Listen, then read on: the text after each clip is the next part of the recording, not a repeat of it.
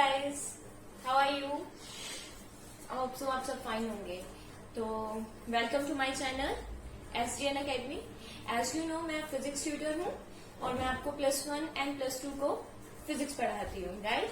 तो मैंने कल +1 का एक लेक्चर जो था वो अपलोड कर दिया है। जो +1 के स्टूडेंट्स हैं वो जाके अपना लेक्चर्स वहां से देख सकते हैं। तो आज हमारी +2 के लेक्चर की टर्न है, तो हम आज +2 को करवाएंगे फिजिक्स का। और एज यू नो मैंने +2 का इंट्रोडक्टरी पार्ट अपलोड कर दिया है, वो मैंने डे आफ्टर यस्टरडे ही कर दिया था। हम अल्टरनेट डेज पे अपनी वीडियोस अपलोड करते हैं, ऐसे ही हम जैसे हमने यस्टरडे +1 की किया, तो टुडे आज हम मतलब +2 फिजिक्स की करेंगे। तो ये मेरा सेकेंड लेक्चर है फिजिक्स को लेके। तो हम अपनी वीडियो को स्टार्ट करते हैं, बट उससे पहले आपको एक रिक्वेस्ट है कि आप प्लीज प्लीज प्लीज हमारे चैनल को ज्यादा से ज्यादा शेयर करें, सब्सक्राइब करें, लाइक करें, ताकि जो हमें मोटिवेशन मिले और हम आपके लिए ज्यादा से ज्यादा वीडियोस अपलोड करें। तो हम स्टार्ट करने से पहले रिव्यू ले लेते हैं कि हमने लास्ट लेक्चर में क्या किया था। मैं ज्यादा कुछ नहीं किया था, इंट्रोडक्टरी पार्ट ही किया था। तो हमारी यूनिट का नाम है इलेक्ट्रोस्टैटिक्स और ये मेरा लेक्चर सेकेंड है। लेक्चर सेकेंड है, तो हमारी यूनिट का क्या नाम है? Electrostatic. As you know electro का मतलब क्या होता है? इलेक्ट्रो का मतलब होता है इलेक्ट्रिसिटी,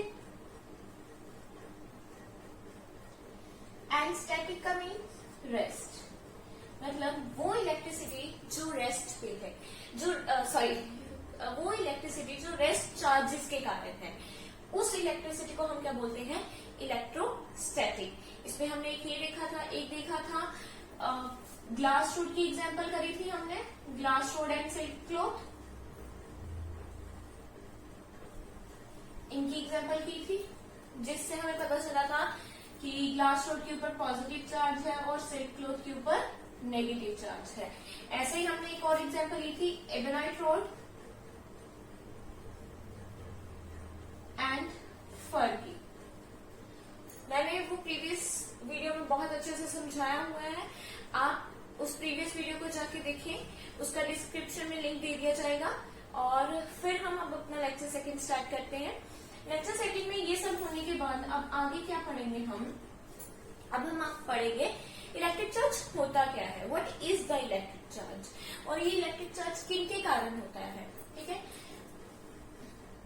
इलेक्ट्रिक चार्ज क्या है, ये इसकी डेफिनेशन क्या है, कहाँ से ओरिजिन हुआ है, इसका ओरिजिनेट कहाँ से हुआ है, ये सब हम देखेंगे आज के लेक्चर में। इलेक्ट्रिक चार्ज चार्जेस के कारण होता है। चार्जेस माने positive and negative, the charges which are positive and negative. And ये पॉजिटिव एंड नेगेटिव चार्जेस किसके ऊपर होते हैं? आपको पता है, केमिस्ट्री में भी पढ़ा होगा एंड +1 में भी पढ़ा होगा कि negative charges on electrons and positive charges on protons. Protons के ऊपर होता है। ये प्रोटॉन्स और इलेक्ट्रॉन्स कहाँ से आते हैं? प्रोटॉन्स और इलेक्ट्रॉन्स क्या है, ये पढ़ने के लिए हमें पता होना चाहिए एटम। एटम क्या है? एटम एक स्मॉल पार्टिकल है जिससे हमारे सारे ऑब्जेक्ट, मतलब आप बोल सकते हैं एक बेसिक बिल्डिंग है एटम सारे ऑब्जेक्ट्स की। जहां से हमारे सारे ऑब्जेक्ट्स बनना स्टार्ट होते हैं उसे हम एटम बोलते हैं। एटम एक स्मॉल पार्टिकल है, स्मॉल पार्टिकल। अभी तक आपने यही पढ़ा कि एटम क्या है जो फर्दर ब्रेक डाउन नहीं हो सकता, पर नहीं, एटम इतना भी स्मॉल नहीं है कि इसके अंदर पार्टिकल्स नहीं, इसके अंदर है पार्टिकल्स। 3 एलिमेंट्री पार्टिकल्स हैं जो फर्दर डिवाइड नहीं हो सकते। एलिमेंट्री पार्टिकल्स क्या होते हैं? जो फर्दर डिवाइड नहीं हो सकते, जो जिनके टुकड़े टुकड़े हम और नहीं कर सकते। तो वो 3 एटम के अंदर जो 3 एलिमेंट्री पार्टिकल्स हैं वो कौन से हैं? 3 elementary particles. Which are those are electrons, protons and neutrons. These 3 elementary particles are responsible for the electric charge. These 3 elementary particles are responsible for the electric charge. अब electrons, protons and neutrons atom के जो mid part होता है, atom का mid part जाने की nucleus, atom, इसका ये मान लो कोई एटम है, इसके सेंटर कोर में कोई पार्ट होगा जिसको हम क्या नाम देते हैं, जिसको हम नाम देते हैं न्यूक्लियस। क्या नाम देते हैं? न्यूक्लियस। न्यूक्लियस के अंदर हमारे जो पार्टिकल्स होते हैं कौन कौन से होते हैं? इसके अंदर जो हमारे पार्टिकल्स होंगे वो होंगे प्रोटॉन्स एंड न्यूट्रॉन्स। प्रोटॉन्स जो होते हैं वो पॉजिटिव चार्ज होते हैं और जो न्यूट्रॉन्स हैं ये न्यूट्रल होते हैं, इनके ऊपर कोई चार्ज नहीं होता। इतना तो आप सबको पता ही होगा, फिर भी अगर नहीं पता है किसी को तो वो यहाँ से अच्छे से समझ सकता है कि न्यूक्लियस के अंदर कौन से पार्टिकल्स होते हैं? Protons and neutrons. प्रोटॉन्स के ऊपर पॉजिटिव चार्ज होता है, न्यूट्रॉन्स के ऊपर न्यूट्रल चार्ज होता है। और एटम की जो न्यूक्लियस है, ठीक है, तो न्यूक्लियस के जो ऑर्बिट्स हैं, इनके ऑर्बिट्स के न्यूक्लियस के आसपास कौन रिवॉल्व करता है? इलेक्ट्रॉन। कौन रिवॉल्व करता है? इलेक्ट्रॉन। इलेक्ट्रॉन न्यूक्लियस के ऑर्बिट में क्या करता है? जो न्यूक्लियस के ऑर्बिट्स होते हैं उसके अराउंड क्या करता है? रोटेट करता है अपने ऑर्बिट में, उसे हम बोलते हैं इलेक्ट्रॉन। आगे फर्दर प्रोसीड करते हैं।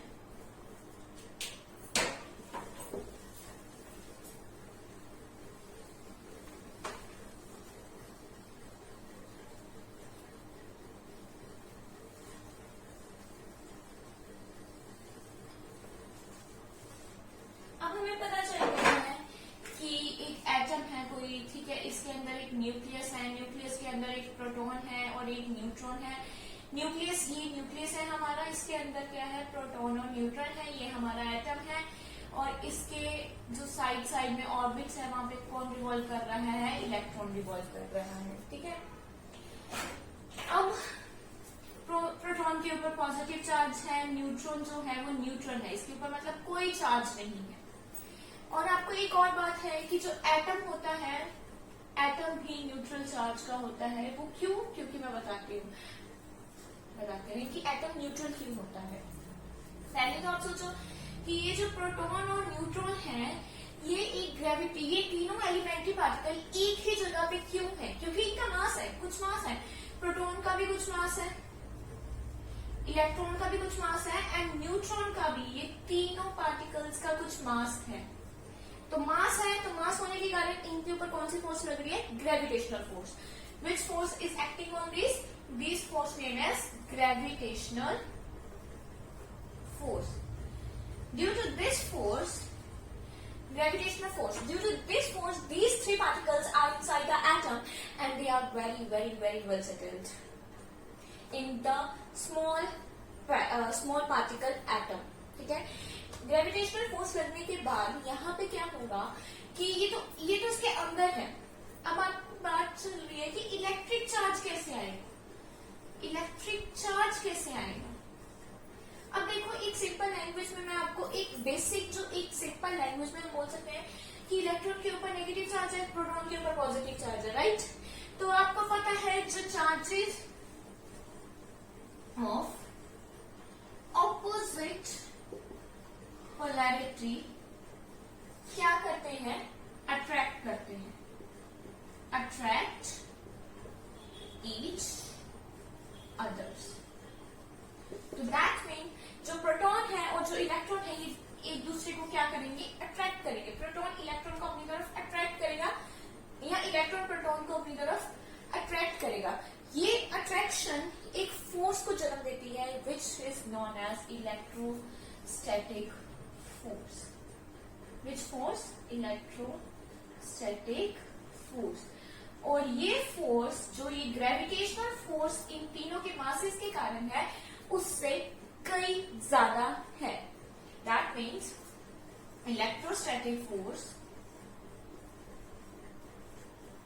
Is very very greater than gravitational force, right? जो आपकी इलेक्ट्रोस्टैटिक फोर्स है वो बहुत ही बहुत ग्रेटर है आपकी ग्रेविटेशनल फोर्स, जो इनके मासेस के कारण है। ये हम ये समझ आ गई कि इलेक्ट्रोस्टैटिक फोर्स कैसे आई?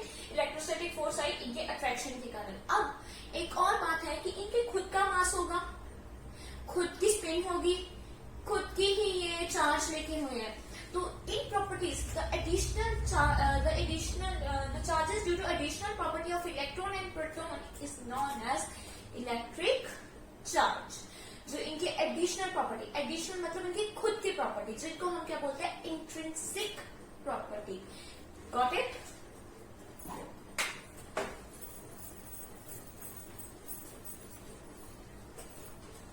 What I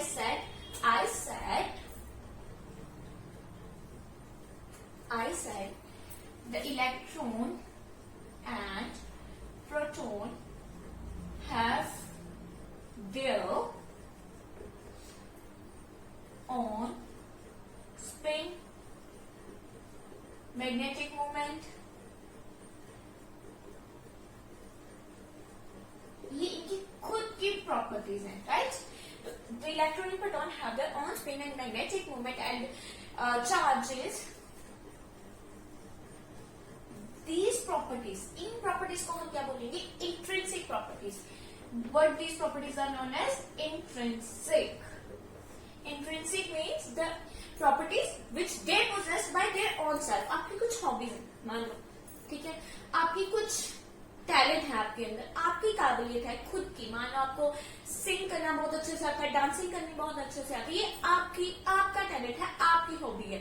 आपको दूसरों से इससे कोई लेना देना नहीं, दूसरों को इसका कोई लेना देना नहीं है, तो ये आपकी कौन सी प्रॉपर्टी हुई, intrinsic property. Which property is known as this, intrinsic property. और अगर आप किसी और की प्रॉपर्टी के ऊपर डिपेंड करते हैं, उसे हम क्या बोलते हैं, एक्सट्रिंसिक प्रॉपर्टी। मतलब किसी दूसरे के ऊपर डिपेंड करेंगे तो उसे हम क्या बोलेंगे, extrinsic property. Just wait a minute. Got it? जो प्रॉपर्टीज आपको दूसरों के ऊपर डिपेंड करती है, जो properties make you depend on others, उन्हें हम एक्सट्रिंसिक प्रॉपर्टीज बोलते हैं। अब एक्सट्रिंसिक एंड इंट्रिंसिक के बीच का डिफरेंस आपको अच्छे से समझ आ गया होगा। तो अब हम बात करते हैं हमारे इलेक्ट्रिक चार्ज की। इलेक्ट्रिक चार्ज, तो इलेक्ट्रिक चार्ज का क्या, इलेक्ट्रिक चार्ज की क्या डेफिनेशन है यहाँ पे, जो एडिशनल प्रॉपर्टी है प्रोटॉन्स एंड इलेक्ट्रॉन्स की, जो the additional property of protons and electrons which make them attract, जो उन्हें अट्रैक्ट करती हैं, उसे हम क्या बोलेंगे, इलेक्ट्रिक चार्ज। जो उसकी एडिशनल प्रॉपर्टी है, ये जो उसकी एडिशनल प्रॉपर्टी है, ये प्रोटॉन और इलेक्ट्रॉन की अलग अलग है। Proton and electron have their own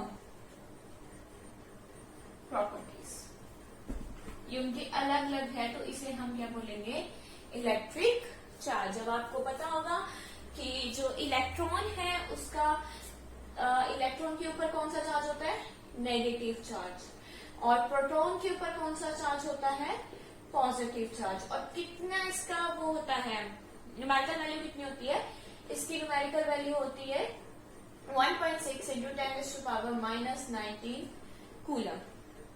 and यहाँ पे अब आप प्रोटॉन का भी सेम होता है, जो प्रोटॉन का जो न्यूमेरिकल वैल्यू है चार्ज का, वो भी यही है 1.6 into 10⁻⁻19 coulomb. But the difference is that हमारे अगर इलेक्ट्रॉन का करना है तो इसके आगे नेगेटिव साइन शो करेंगे, और अगर प्रोटॉन के लिए लेना है तो इसके आगे पॉजिटिव साइन, जहां से हमें इलेक्ट्रॉन और प्रोटॉन का डिफरेंशिएशन पता चलता है। होप सो आपको इलेक्ट्रिक चार्ज का मतलब तो समझ आ गया होगा, राइट? अब हम नेक्स्ट करते हैं origin of electric charge. Electric charge का ओरिजिन कैसे हुआ है, from the friction electricity, friction electricity की हेल्प से। होप सो गाइस आपको ये सारी चीजें समझ आ रही होंगी। अगर आपको नहीं समझ आ रही है, तो आपको कोई भी डाउट है तो आप हमें कमेंट सेक्शन में जरूर जरूर लिख के देना।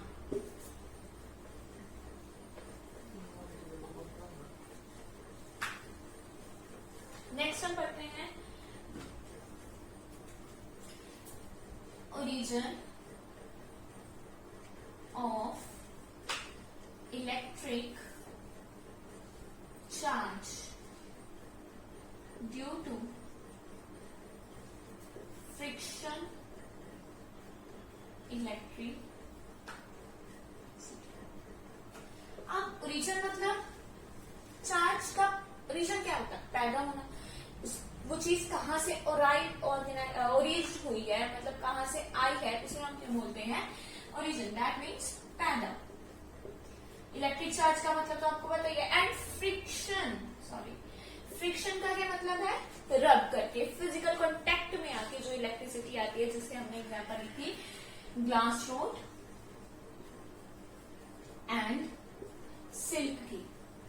When we take the example of glass rod and silk, यहाँ पे आपने देखा था कि जो ग्लास रोड है इसको जब हमने सिल्क क्लॉथ के साथ रब करा था तो यहाँ पे जो चार्ज हो गए थे ये दोनों, ठीक है, ये दोनों क्या हो गए थे? चार्ज हो गए थे। तो ग्लास रोड के ऊपर पॉजिटिव चार्ज आ गया था और सिल्क के ऊपर नेगेटिव। ये क्यों आया था? अब ये क्यों आया था एग्जैक्टली जब इसको प्रैक्टिकली देखा गया तो ये इसलिए आया था क्योंकि जो ग्लास रोड के जो इलेक्ट्रॉन्स थे वो सिल्क के इलेक्ट्रॉन्स के साथ इंटरचेंज, आप बोल सकते हो, या ट्रांसफर हुए थे। मतलब इन दोनों के इलेक्ट्रॉन्स एक दूसरे से क्या हुए थे? ट्रांसफर। ग्लास रोड के इलेक्ट्रॉन्स लूजली बाउंड थे,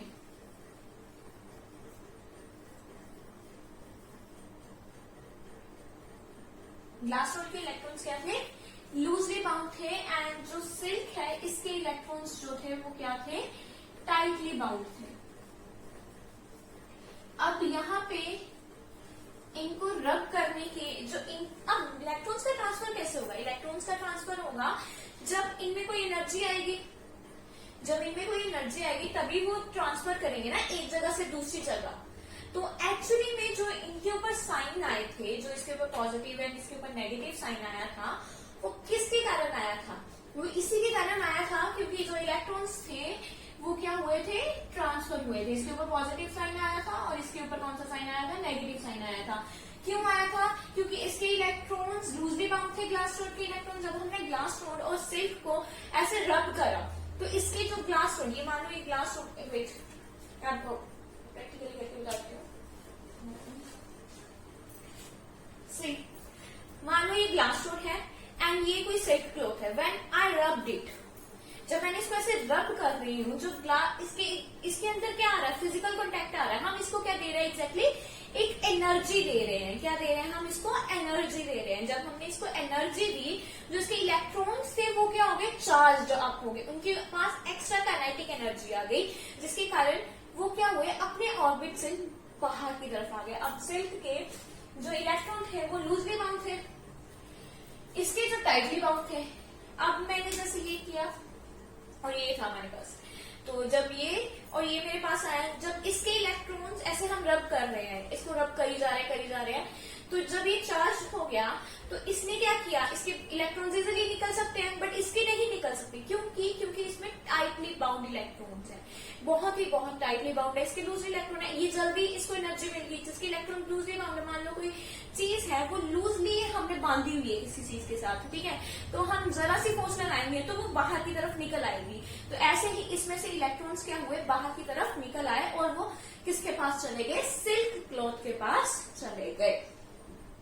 जब यहां से इलेक्ट्रॉन बाहर निकला, इलेक्ट्रॉन रिमूव हो गया यहां से, तो मैंने आपको बताया था देने वाला हमेशा क्या होता है? पॉजिटिव। जो लेने वाला होता है वो क्या होता है? नेगेटिव। जो छीनने वाला होता है, तो सिल्क ने इससे इलेक्ट्रॉन उसका छीना ही है ना, इसका इलेक्ट्रॉन छीना है, तो इसके ऊपर कौन सा साइन आ गया? नेगेटिव। और इसने आराम से डोनेट कर दिया तो इसके ऊपर कौन सा साइन आ गया? पॉजिटिव। अब आपको पता चला कि फ्रिक्शन इलेक्ट्रिसिटी की हेल्प से कैसे यहाँ पे इलेक्ट्रिक चार्ज का ओरिजिन होना, कैसे यहाँ पे पॉजिटिव और नेगेटिव आया। I hope you understand it better. आपको कोई भी डाउट है तो मैं अब आपको एबेनॉइड रॉड एंड फर के एग्जांपल से भी इसको क्लियर आउट करती हूँ।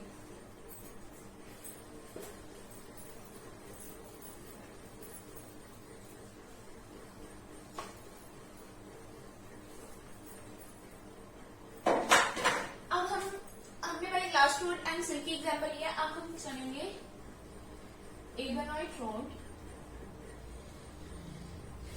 एंड फर के ऊपर। अब एबेनॉइड रॉड पता क्या होती है? Vulcanized rubber. क्या होती है? Vulcanized rubber.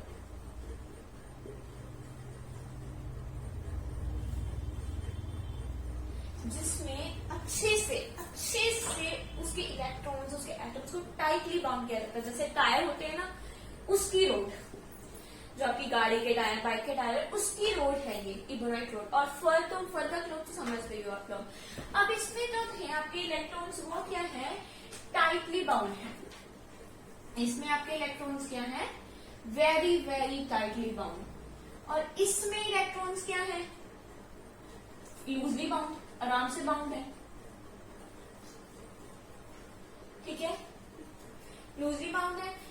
वैसे ही हमने जैसे ग्लास रॉड और सिल्क की एग्जांपल ली थी, ऐसे ही हम यहाँ पे लेंगे कि ये फर है और ये हमारी इबोनाइट रॉड है। जब हम इसको रब करेंगे, अब क्या होगा, ये जो आपका फर क्लॉथ है ना, इसके इलेक्ट्रॉन्स ट्रांसफर हो जाएंगे इसमें, इसके इलेक्ट्रॉन्स क्या होंगे, ट्रांसफर होंगे इसमें, क्योंकि इसमें से इलेक्ट्रॉन्स क्या कर देंगे वो, जब हमने इसको रब किया तो इसमें से इलेक्ट्रॉन बाहर आ जाएगा ना, इलेक्ट्रॉन रिमूव हो जाएगा इसमें। तो इलेक्ट्रॉन इसने क्या कर दिया, अपना डोनेट कर दिया। तो इसके ऊपर कौन सा साइन आ गया, पॉजिटिव साइन आ गया। जब ये इसके कांटेक्ट में है, इबोनाइट रॉड के कांटेक्ट में है, तो ये इलेक्ट्रॉन इसके पास चला गया। इसके पास जाने के बाद क्या हो गया, ये नेगेटिव चार्ज। समझ गए। अब यहाँ पे आती है मास की बारी। अब मास के बारे में क्या समझोगे आप, मास मतलब कि अब इबोनाइट रॉड ने एक इलेक्ट्रॉन ले लिया। मान लो इसका ओरिजिनल मास जो था वो कुछ भी ले सकते हैं हम, इसका ओरिजिनल मास ले लो आप 20 ग्राम था इबोनाइट रॉड का, और फर का 10 ग्राम था original mass. Which mass I taking here, original mass, rub करने से पहले का मास,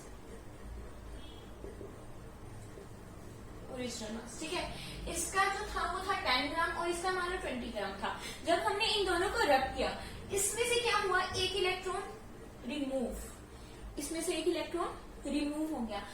मतलब कोई अगर चीज है हमारे पास, अगर वो हमसे मतलब मान लो हमारी बॉडी का वेट है 60 kg या कुछ भी 60 kg है 50 kg है, उसमें से अगर हमारा थोड़ा वेट लूज होता है, हम क्या करते हैं, लूज, कुछ ना कुछ हमारे अंदर से निकलता है। तो ये फर में से भी क्या निकला है, इलेक्ट्रॉन निकला है, बाहर की तरफ गया है। तो इसका मास क्या हो जाएगा, रिड्यूस हो जाएगा। जब इसके ऊपर कौन सा चार्ज होगा, पॉजिटिव चार्ज होगा। दैट मीन जब ये न्यूट्रल होगा तो ये इसके ऊपर कौन सा चार्ज, जब ये न्यूट्रल होगा इसका मास जो होगा वो ज्यादा होगा एज कम्पेयर टू जब इसके ऊपर चार्ज होगा, जब ये आयन बन जाएगा। आपको पता है ना कि जब किसी भी एटम के ऊपर आयन चार्ज आता है तो उसे हम आयन बोलते हैं। तो जब इसके ऊपर ये चार्ज आ जाएगा तो इसका ओरिजिनल मास क्या हो जाएगा, लेस हो जाएगा। तो अब फर का जो ओरिजिनल मास है वो क्या हो जाएगा, लेस हो जाएगा एज कम्पेयर टू व्हेन जब ये आयन था।